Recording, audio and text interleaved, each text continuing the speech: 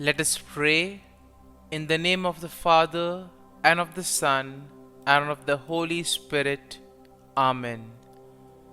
O Jesus, through the Immaculate Heart of Mary, I offer you my prayers, works, joys, and sufferings on this day for all the intentions of your Sacred Heart, in union with the holy sacrifice of the Mass throughout the world, in reparation for my sins, for the intentions of all my relatives and friends, and in particular for the intentions of the Holy Father. Amen. The intentions of the Holy Father for the month of August, for World Youth Day. We pray the World Youth Day in Lisbon will help young people to live and witness the gospel in their own lives. Our Father, who art in heaven, hallowed be thy name. Thy kingdom come, thy will be done, on earth as it is in heaven. Give us this day our daily bread, and forgive us our trespasses, as we forgive those who trespass against us. And lead us not into temptation, but deliver us from evil. Amen. Hail Mary, full of grace, the Lord is with you. Blessed are you amongst women, and blessed is the fruit of thy womb, Jesus. Holy Mary, Mother of God, pray for us sinners, now and at the hour of our death. Amen. Glory be to the Father, and to the Son, and to the Holy Spirit, as it was in the beginning, is now, and ever shall be, world without end. Amen. My dear friends, as we enter in the presence of the Lord, as we begin this new day, let us take a few moments to thank the Lord for all that He has done for us. We see that right from the time of our birth till now, there have been many instances or events where the Lord has worked wonders in our lives.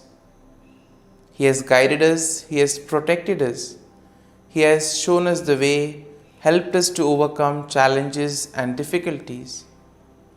And in this way, we can identify Him guiding us all through our lives. But there are occasions wherein we find it difficult to recognize His presence among us. We find it difficult to identify the blessings and the graces.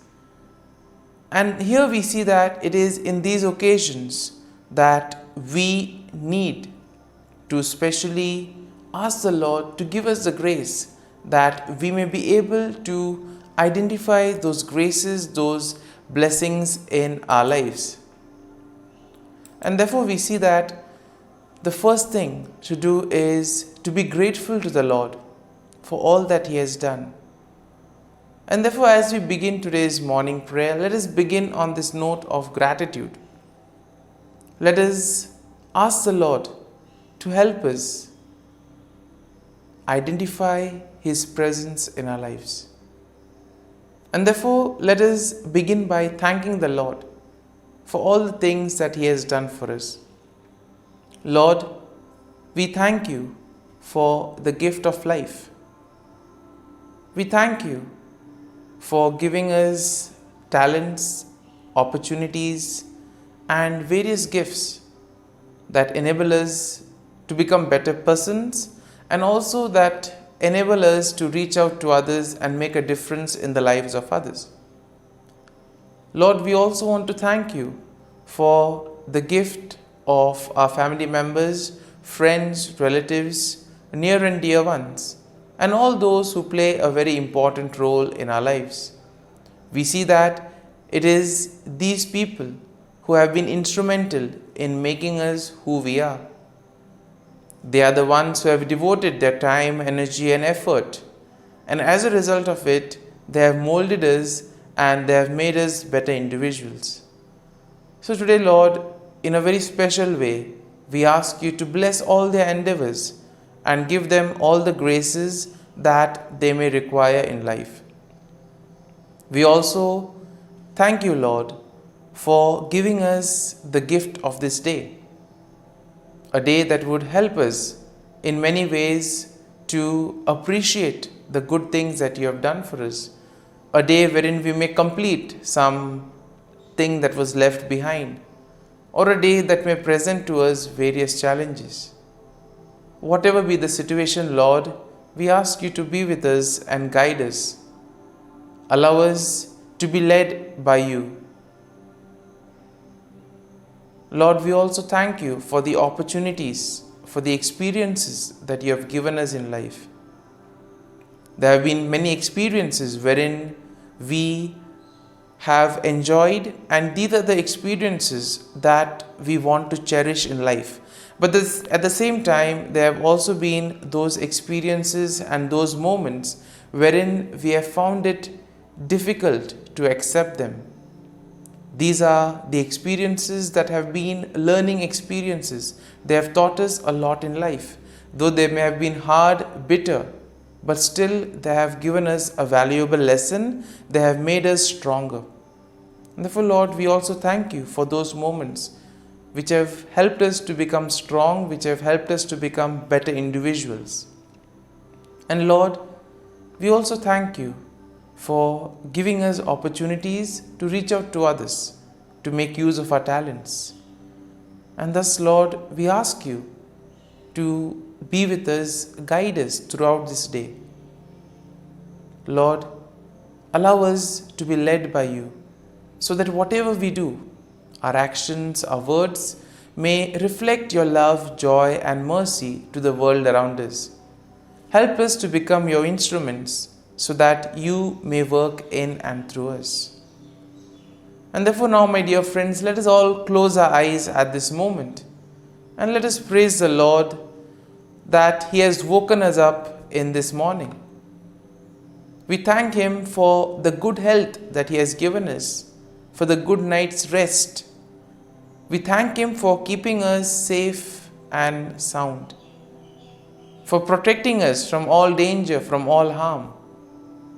He has kept us in His love, and at every moment we see that His gaze is upon us. He never abandons us. He is always there, guiding us, protecting us, showing us the right path. He loves us. And for all this, let us praise Him, let us thank Him, and let us glorify Him. Lord, as we offer you this day, we ask you that you be with us. Help us to make the right decisions. Help us to do the right things, so that we too may become worthy instruments, that we may be worthy workers in your vineyard. And therefore, my dear friends, let this day be a day of joy and blessings in the name of our Lord Jesus Christ. We shall now reflect and meditate on Psalm 64. As usual, we shall have a general overview of the psalm, and then we shall take a look at the psalm in detail. And therefore, when we look at Psalm 64, we see that it is a psalm of David that addresses the theme of protection from enemies and assurance of God's justice. And therefore, we see that the psalm can be divided into three main sections. Now, the first section is basically a plea for God's intervention against wicked enemies. And this is something that we'll find in verses 1 to 6. The second section of the psalm, verses 7 to 9, will speak of declaration of God's judgment and the righteous rejoicing in His works. Therefore, the final section, verse 10, is a final affirmation of trust in God's care. And therefore, let's take a look at each of these verses in detail. Now, verses 1 to 6 go like this. Hear my voice, O God, in my meditation. Preserve my life from fear of the enemy. Hide me from the secret plots of the wicked, from the rebellion and the workers of iniquity, who sharpen their tongue like a sword and bend their bows to shoot their arrows.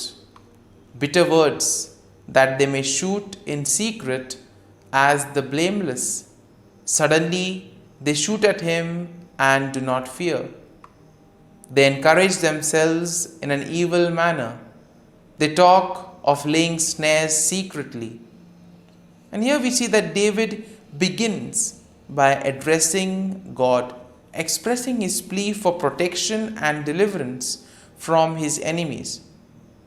Here we see that David seeks refuge from the wicked individuals who in a way try to engage in secret plots, do things secretly, use their words as weapon to destroy others, to make havoc of their life. And we see that this is especially done against the innocent, against the blameless. And in today's world also we have so many instances wherein the innocent are being targeted, wherein the cruel, wicked people use various ways in order to take advantage of the innocent and the blameless. And therefore, David here describes the deceptive strategies that his enemies use, and also the wicked people, and also the confidence that these people have in their own plans. They are sure whatever they do will work. And therefore, we see that David is suggesting to us that all these cruel, wicked people who have such wicked plans, these things stem from their heart. It is something that they conceive in their heart itself. Now, verses 7 to 9 go like this. But God shall shoot at them with an arrow. Suddenly they shall be wounded. So he will make them stumble over their own tongue. All who see them shall flee away.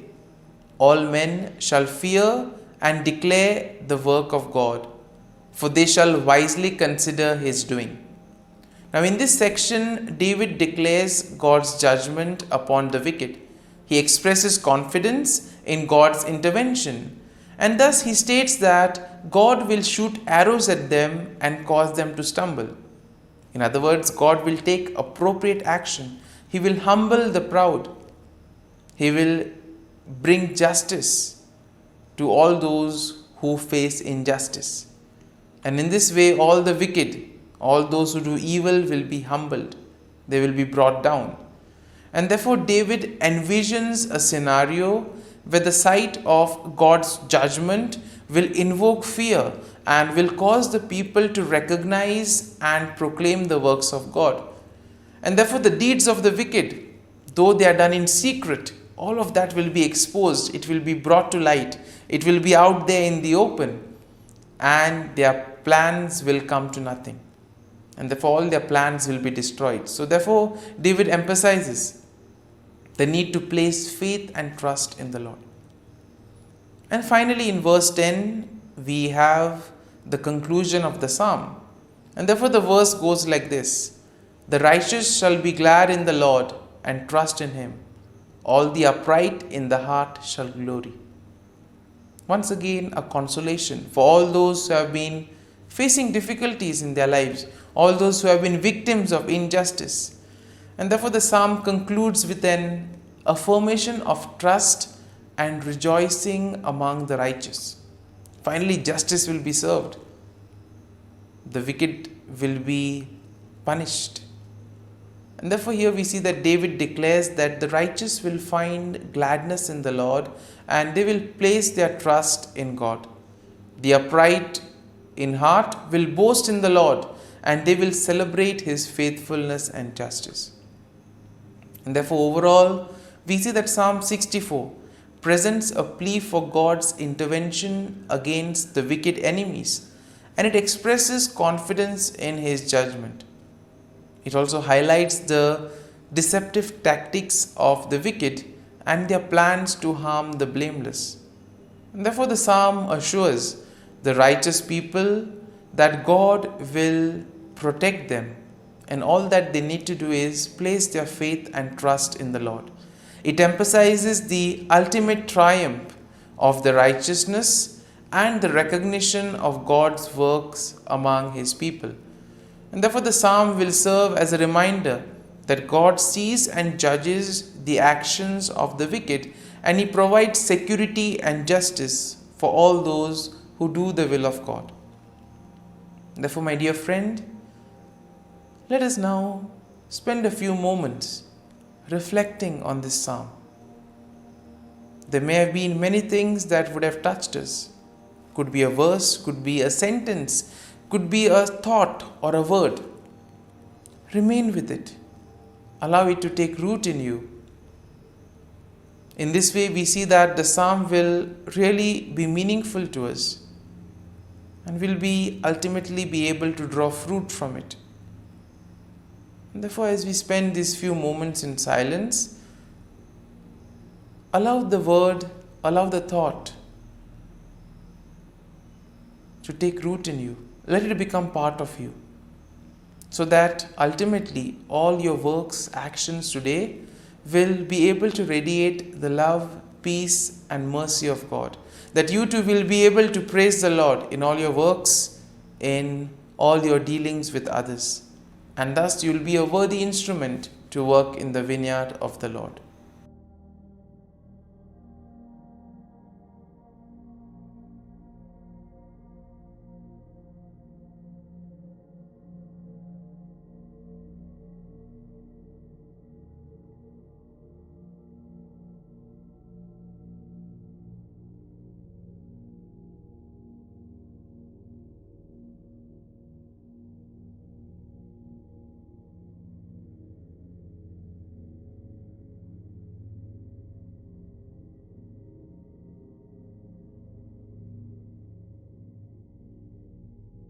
Prayer to Saint Michael the Archangel for protection. Saint Michael the Archangel, defend us in battle. Be our defense against the wickedness and snares of the devil. May God rebuke him, we humbly pray. And do thou, O Prince of the heavenly hosts, by the power of God, thrust into hell Satan and all the evil spirits who prowl about the world, seeking the ruin of souls. Amen. Act of Adoration. O Sacrament most holy, O Sacrament divine, all praise and all thanksgiving be every moment thine. Saint Gertrude Prayer for souls in purgatory.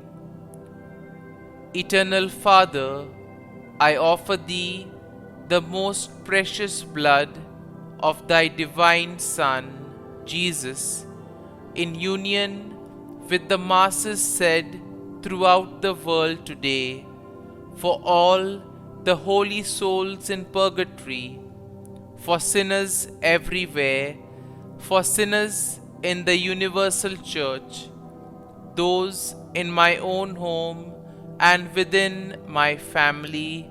Amen. May the divine assistance remain always with us, and may the souls of the faithful departed through the mercy of God rest in peace. Amen. Glory be to the Father, and to the Son, and to the Holy Spirit, as it was in the beginning, is now, and ever shall be, world without end. Amen.